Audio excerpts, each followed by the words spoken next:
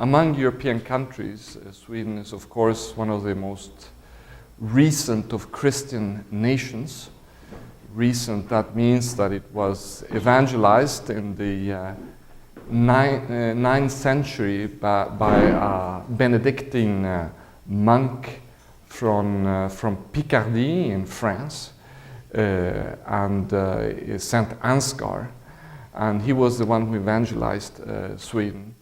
And Saint Ansgar wanted to be a martyr, but he never got to be a martyr. He thought that the Vikings would be much more violent than they really were. They were essentially tradesmen, and they weren't violent at all. In fact, they welcomed Christianity by a very democratic decision. They sat down, the Viking chiefs, and they decided that Christianity was in the interest of Sweden. And why? Because basically the Vikings had already entertained quite a lot of trade with other countries. The Vikings were nations, peoples of trade, and they wanted, of course, to have a little bit more business with Christians in other parts. So that's why they became Christian. Sweden has behind it very prestigious church history during the Catholic period. It was a Christian nation, absolutely, and it entertained also many relationships with the rest of Europe. And during the Middle Ages, Swedish students traveled to the major university cities and came back with the newest findings and introduced a high culture of philosophy and theology in Sweden. And one of the most beautiful fruits of Swedish Catholicism is St. Brigitte of Sweden, who was a mother of 9, who then founded, actually the order that she founded was founded after her death, but she inspired the founding of the Brigittine sisters, who now work almost throughout the world. And she was then very early canonized, and she was a very important figure in her time as a political. I try to compare it. It was kind of a combination between a Henry Kissinger and a Mother Teresa. She had an incredible political enterprise in negotiating peace between different rival nations, France and England and Russia and Sweden. And she always also tried to get the Pope back to Rome from Avignon. And she's now, I'm glad to say, happy to say that she's now a co-patron saint of Europe. As you might know, that the Holy Father has recently promoted 3 women saints to patronesses of Europe. We had already Benedict, Cyril, and Methodius as patron saints of Europe, and now recently, I think it was 2 years ago, the Pope promoted St. Brigitte of Sweden, St. Catherine of Siena, and Edith Stein to that position. And so we're very happy and proud of that. So, and we need all the help we can get. The situation is the following. I will draw a long story. I will make a long story very short.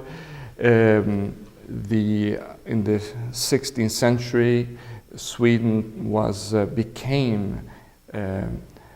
invaded by the Danes, and the Pope supported that invasion.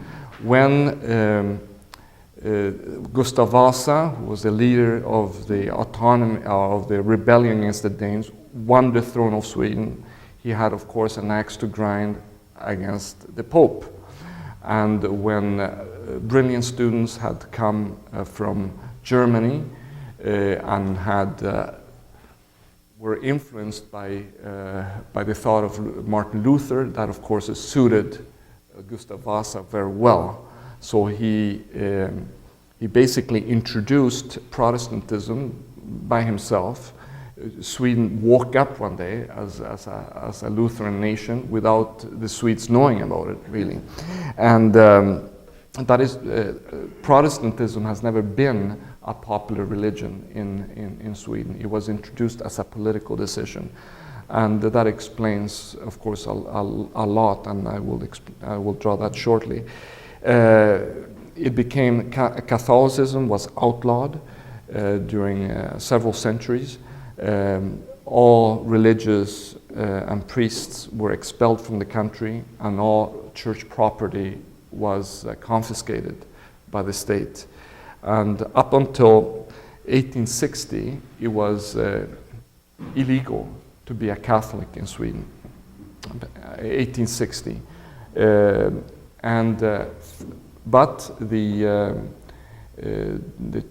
was in reality no real religious liberty up until 1951, because up until that time, no Catholic could hold a public position, a government position, or any position, public office in Sweden, up until 1951. So even after that, we have still a situation where the Catholic State Church has a lot of privileges, and there is a form of discrimination against all other churches. And even today, I mean, religious liberty is somehow limited because the king has to be a Lutheran. So he is discriminated against by the Swedish law because he's also the head of the Lutheran State Church. And it is the parliament decides what the confessional content of that church is. So that's, so we have a situation where 87% of the population is Lutheran still today. Sweden is the most secularized nation in Europe and probably in the world. Only 85% of the population, even though then you see the figures, 87% is Lutheran, official members of the church, because you have to register. 45%, according to the latest opinion polls, believe in some sort of transcendental power, and only 12%, according to this European value studies, believe in a personal God. So you see, I mean, the ravages of a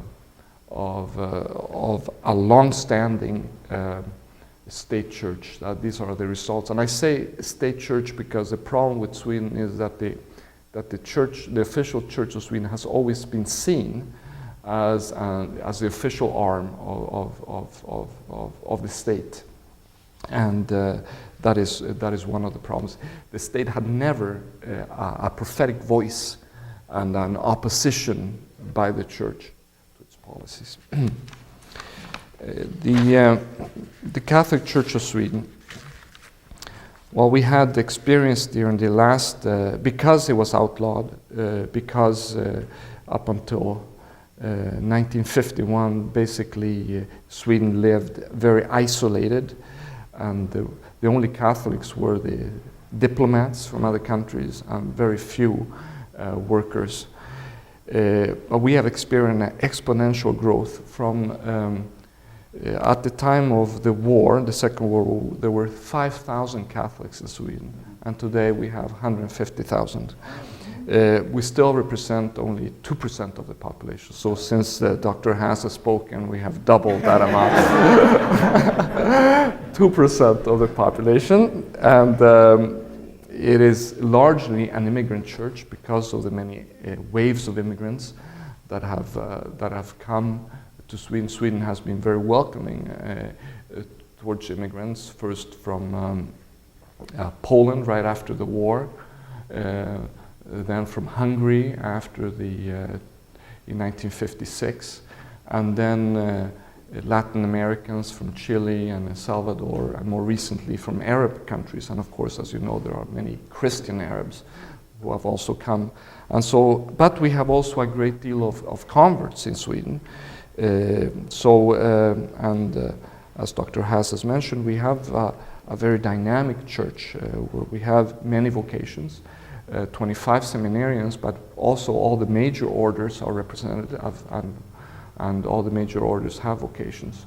We're 6 Dominicans working in Sweden right now, and we have 4 young men preparing for the priesthood at this time. So it's a church that is culturally very present in society, and we have many famous writers and scholars. For example, to give you an idea, there are 18 members of the Swedish Academy. The Swedish Academy bestows the Nobel Prize of Literature. And there are 4 Catholics among the 18. So I mean, culturally, we have a large and important presence in Sweden today, but we are still very marginalized politically. We have more members among the 18 of the Swedish Academy than politicians among the 230 members of parliament. There are only 2 Catholics in that, so you can see the difference, the political influence and the vis-a-vis the cultural difference. It's quite that difference is quite striking, and we're still considered as some kind of a foreign presence in the country. And during all this time after the Second World War, up until this time, we have been building churches and acquiring what most local churches take for granted. When I was ordained, we still didn't have, for example, a missal in Sweden. We had binders with photocopied texts, and we didn't have a breviary even.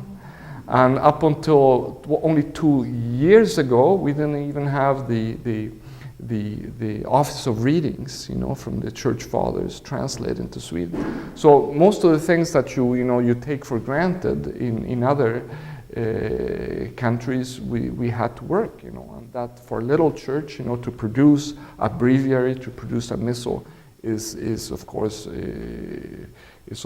I mean. It implies a lot of investment.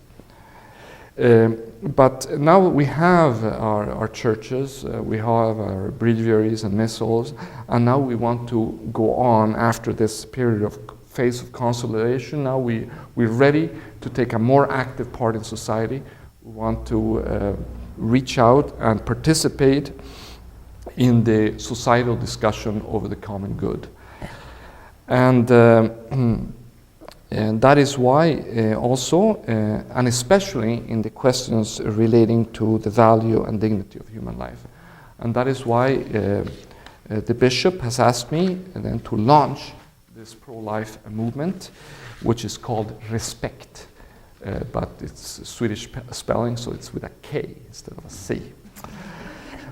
So just to give you some figures about the situation in Sweden, there are 30,000 abortions in Sweden today. That means that one out of every 3 women in childbearing age has had an abortion in Sweden today. 1 in 6 have had 2 or more abortions. This situation is explained by the fact that there is almost a very expedient way of dealing with the decisions of life and death. We had a nurse who did statistics about how much time a woman is allotted to discuss this in the maternity wards, and the maternity centers, and she came to the figure that on average, women have to take this decision within 12 minutes of discussion. And that is, of course, very, very tragic. There's also on the other spectrum of life. Right now we have, like in many countries, a discussion on euthanasia. And in a recent opinion poll, 75% of the population, 75 expressed their wish that euthanasia be legalized. So as you see, we have a lot to do. Now, respect. We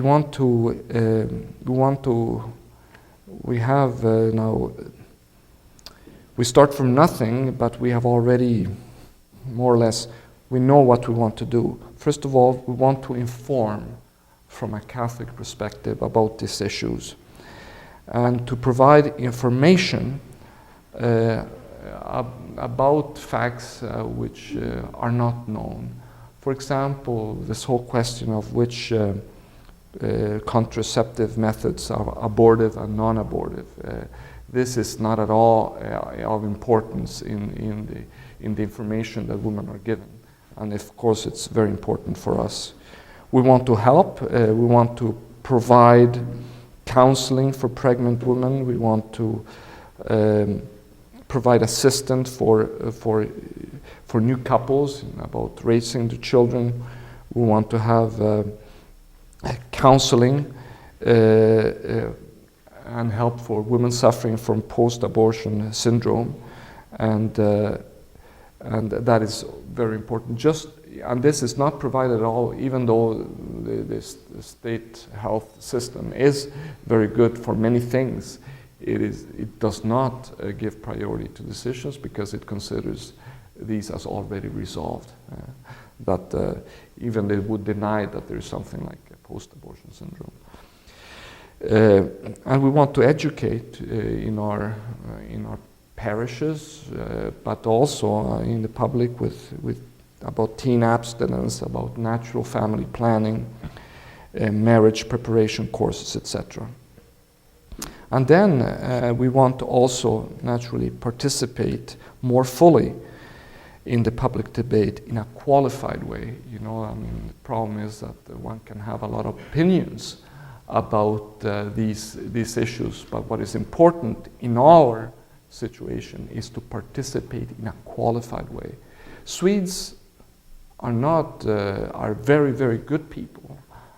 They are, of course, Sweden has also been, like most countries, infected by original sin. But basically, they're very good and honest people, and they are interested. Even though I work in an ideologically very hostile environment, people are curious to know about my points of view. And I work in a secular institution, in a public hospital, and I have a position not because I'm a Catholic priest. I was not given that but because I have a certain academic competence, and we're interested in my points of view. So they're open, they want to know, and they're very interested in learning about the Catholic tradition, because they realize and they acknowledge the fact that it is well thought out, and it does provide an alternative to many of the points of view that are forwarded by the majority. And so, but in order to participate in this qualified way, one needs to have the instruments to do it, and one needs to also express one's convictions in a tone that is non-aggressive, that is rational, and that is loving. And that is very, very important. Very, very important. In this type of situation, when I go out in public, I have to realize that 1/3 of the women that I'm addressing have had these experiences, and that I have to consider that. Of course, it's very important.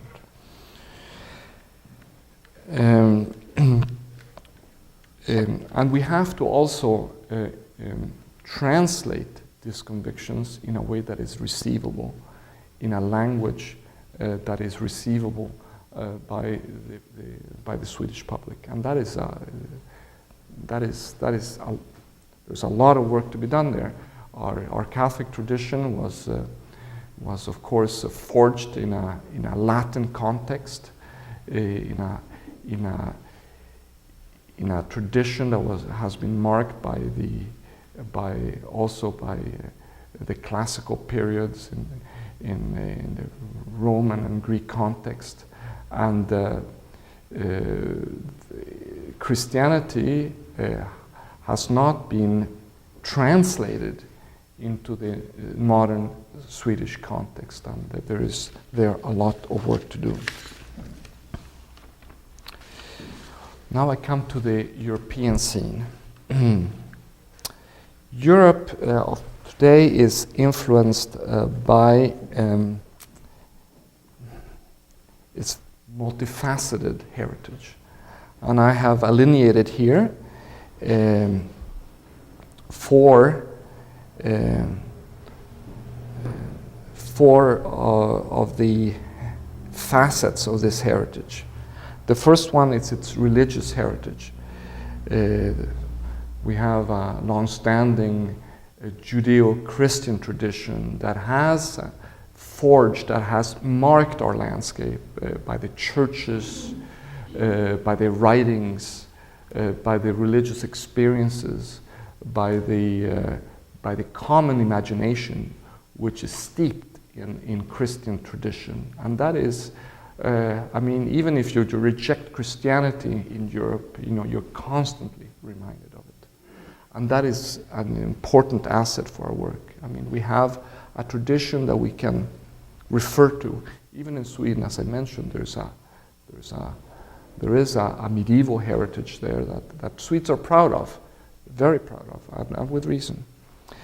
There's also a philosophical heritage, and here I'm not only referring to the classical heritage of the Greeks and Romans, but most of all, the heritage of the Enlightenment period, which is also a very important part of the heritage, philosophical heritage of this, and which marks the debate, especially in France and the UK. Fourthly, there is the trauma of the totalitarian regimes, which also marks the European consciousness of today. The fact that communism and National Socialism have tried to build utopian ideals and failed completely. The trauma of that historical experience is very, very present in the European context today. And it does, as I will briefly show, also it marks the bioethical discussion. And then we have a more recent heritage, which is the modern cultural phenomena of secularization. Because of these historical experiences, a deep mistrust in authority, because of not only because of this totalitarian history. And that, what the communists and the Nazis did, has not only affected their ideologies, but all forms of authority, including Christianity.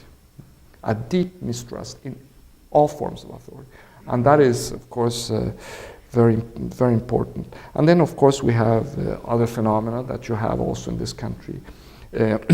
Immigration and consumerism and all that. And all these elements are brought to bear in the bioethical discussions today.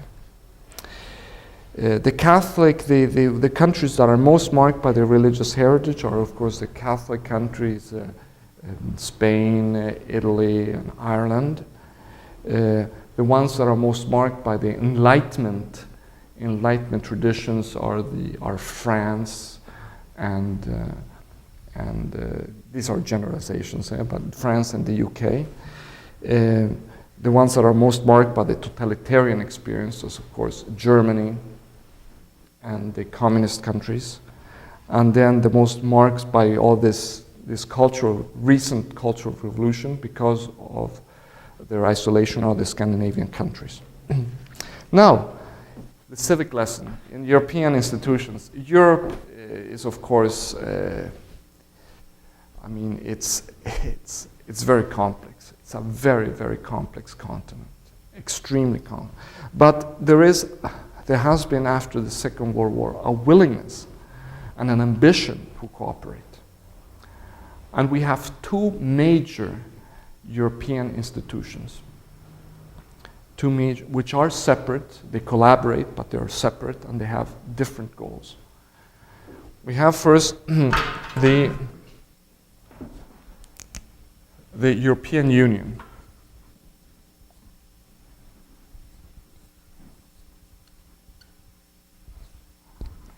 The European Union collaborates. It's a political integration of 14 states that have taken the decision to join this union and that collaborate in areas of the economy and trade and also of security. And Sweden is now from about 5 years ago, 6 years ago, it joined the European Union. It was among the last countries to join, along with Austria and Finland. So we have 14 countries. And within that, there is the Council of Ministers.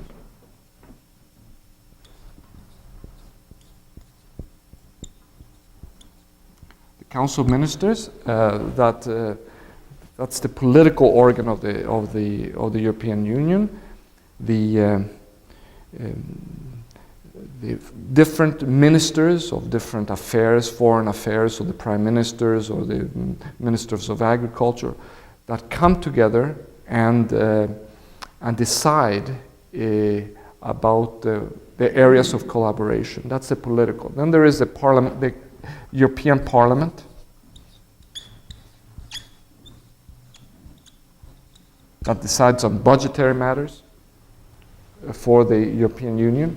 And then there is the European Commission,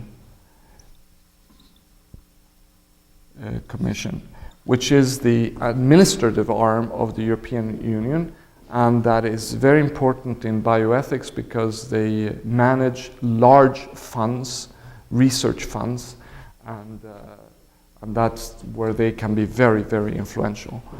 In the bioethical discussions, the European Union has not been involved in bioethics. It's only in the last few years that it has started to take a stance in this, and mostly because of patenting rights. Patenting rights on, of course, DNA patenting.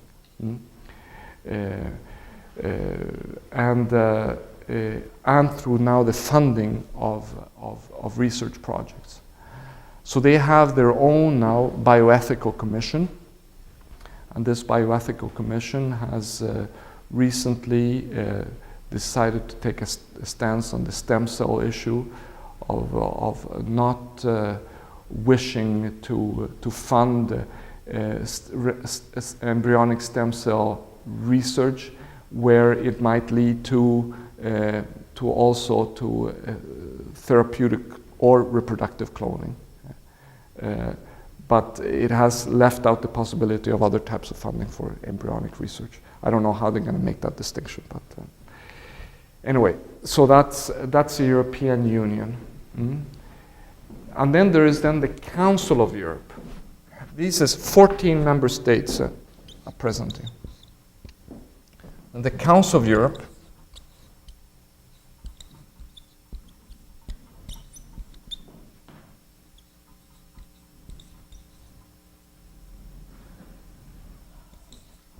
and they have, and we have 14 member states here, 42 member states in the Council of Europe.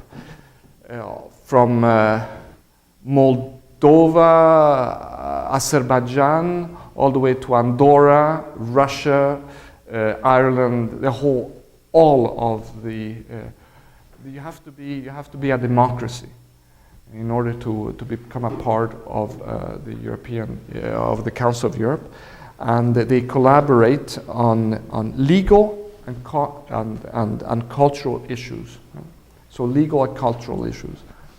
It's a community of values that furthers democracy and human rights. And you have here again you have the Council of Ministers also. But here, it's not in all the different departments, agricultural, finance. Here's only the foreign ministers or the representatives that form the Council of Ministers. You have then the Parliamentary Assembly, not the European Parliament, but the Parliamentary Assembly of the Council of Europe, which is not a body where you have direct representatives voted directly by the people, but they are representative of the different parliaments that send representatives to this body, and they must also agree on all the proposals that are presented by the Council of Ministers. So you have the Parliamentary Assembly.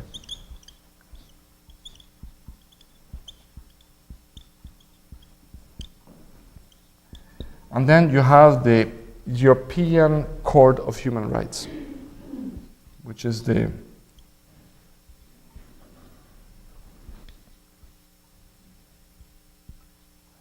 court.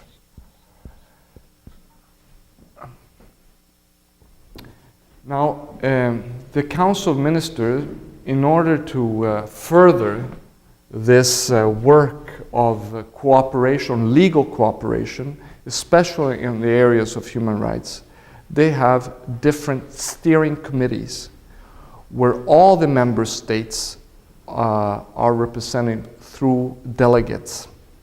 And you have two major steering committees right now, presently. It's the Steering Committee on Public Health and the Steering Committee of Bioethics, which has the acronym CDBI. Comité Directeur de Bioéthique, French. Here you have, language-wise, every country has a right to speak its own language and to receive all the documents in their own language within the European Union. So you have a tremendous amount of work of translating. You have to translate all the languages into all the languages, all the combinations possible. So you have to translate Greek to Finnish. You have to translate Celtic to Swedish. But here at the Council of Europe, only French and English are the official languages. You can also express yourself in German, but you're not translated into German. You have to translate into others. So when I work, now the Holy See is an observer, has observer status in the Council of Europe, and it cannot be a member because it's not a democracy. So the Holy See is not known for its democratic tradition, so it cannot be a member. But it is an observer, an official observer, and therefore we have the right to express ourselves and so forth, and to participate in all the meetings. Along with, I must say, also the United States, Canada, Japan, and Australia. They have also observer status, those countries. Now, the CDBI has a very, very ambitious bioethics agenda. Why? Because it feels, rightly so, that bioethics touches upon fundamental issues of human rights. And in 1977, the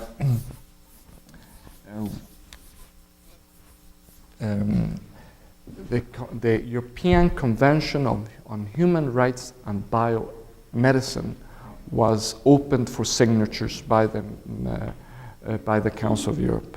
Now it works this way: that when you have a text, a legislative proposal, a convention that is open for signatures, you must have first six 6 countries that have to sign and ratify the convention before it can have legal status in the countries themselves. But each country is free to adopt the conventions or not. So there are now only this major convention on bioethics. I think there are now only about 8 countries out of the 42 that have both signed and ratified the convention. And then it becomes law in the countries, in the respective countries. Now, I won't go into the details. It's a very general text, but what is important is that this very general text about human rights, about respect of the patient, and about non-commercialization of organs, and about what can be conceived as being ethical in the fields of research and medical practice now this convention is then being complemented by different protocols, and that's where you get the nitty-gritty of the bioethical work. And we have now we are carrying out work on protocols that will be appended to this convention that will also be legal in the future if signed and ratified by the countries. And these involve issues such as cloning. There is now a protocol on the provision of cloning. There is now a protocol on transplantation from human origin. We're working on a protocol on xenotransplantation. That means the whole spectrum of transplantation from animal origins to humans. We have a very important protocol being prepared on embryonic and fetal research, and we have a protocol also on biomedical research and genetics.